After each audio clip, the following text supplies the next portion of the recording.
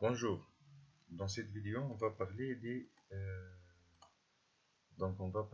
tableau croisé dynamique. Par exemple, supposons on a ce tableau là, il faut comprendre le principe, c'est pas important le contenu des tableaux. L'essentiel c'est de comprendre le principe.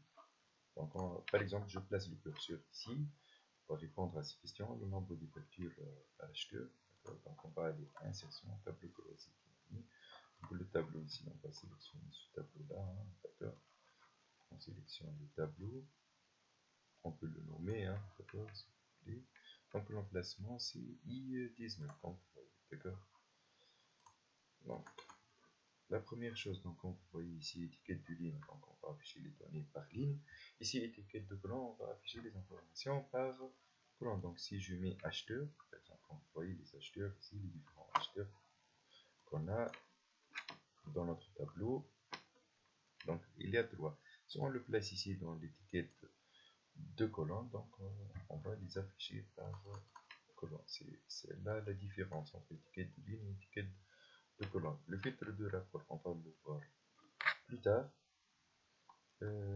Pour les valeurs, par exemple, ici on va prendre par exemple, hein, d'accord, le montant. Par exemple, comme vous voyez ici, il a effectué, c'est ça, c'est l'opération. Hein, comme vous voyez ici, l'opération, d'accord. Ici, il a affiché la somme des montants, d'accord. Donc chaque acheteur, combien il a fait de salaire, d'accord. Bon, ici il a dit combien il a fait de factures, hein, le montant total des factures. Donc ici il a dit par exemple le nombre des factures. Donc le nombre de factures, on va mettre facture ici, on va effectuer la fonction MBFAT. Donc celui-là il a fait 17, 18 et 17. Bon. Bon, la question suivante, il a dit le nombre de factures par mois et par année, hein, d'accord. Donc ici, par mois et par année, on va mettre la date ici. Donc vous voyez, il va afficher les dates. Hein, tout court. Donc on clique ici, il y a grouper. Hein. Donc pour grouper, pour la version 2013 2016, il va les afficher ici. Donc vous pouvez sélectionner tout. Hein. D'accord. Donc pour les versions 2007-2010, il n'y a pas. Donc on doit cliquer sur grouper comme je viens de faire. Hein. Donc je sélectionne le mois, il a dit par mois et par année, donc et je sélectionne encore l'année. Et je clique sur OK. OK. Donc du coup, il va afficher l'année 2009, janvier, février, mars. S'il y avait une autre année, donc 2010, il va les ajouter ici, il va afficher les mois. D'accord. Bon, c'est là. Donc après, on va passer au pourcentage des chiffres d'affaires par mois. Comme vous voyez ici, le pourcentage des chiffres d'affaires. La première chose, on va mettre la somme par mois. Comme vous voyez, donc, on va afficher la somme par mois. Pour le janvier, combien on a réalisé, pour le février et pour mars. Donc, pour voir le pourcentage, donc on va aller à paramètres de champ de valeur. Je clique ici avec le bouton gauche.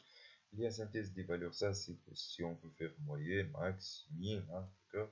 Donc ici, il a dit le pourcentage. Donc, on va aller à afficher les valeurs. Comme vous voyez ici, il y a le total général, total de la commande de préférence à utiliser. On voit pourcentage de total de cette colonne. Hein. Et on clique sur OK. Donc le total général, c'est 100%. Au mois de janvier, on a réalisé un chiffre d'affaires qui représente 23,58% du total du chiffre d'affaires réalisé au cours du premier trimestre.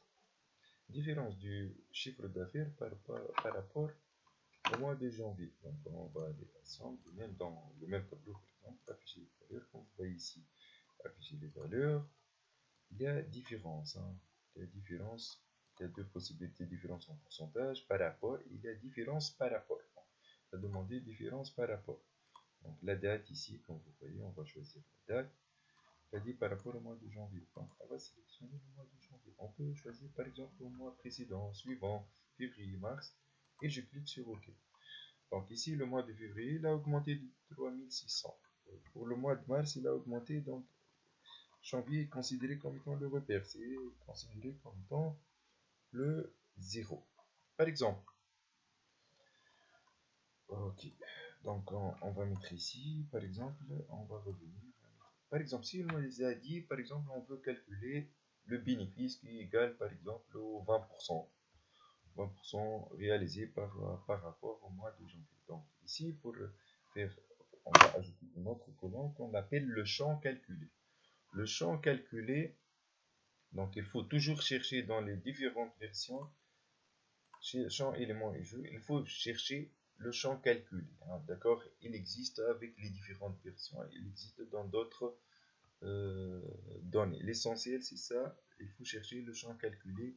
Généralement, c'est ça l'icône. Hein. Ok? Donc, champ calculé ici, le champ, on va l'appeler bénéfice. Le bénéfice, ça va être égal au montant. Comme vous voyez, on peut mettre la formule qu'on veut, le montant. Soit, par exemple, le 20% qu'on vient de faire. Et je clique sur ajouter. Ça y est, on a ajouté la colonne bénéfice. Et je clique sur OK.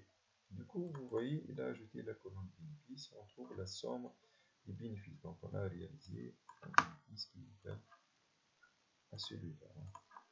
D'accord? Par exemple, qui est 20%. Merci pour votre attention.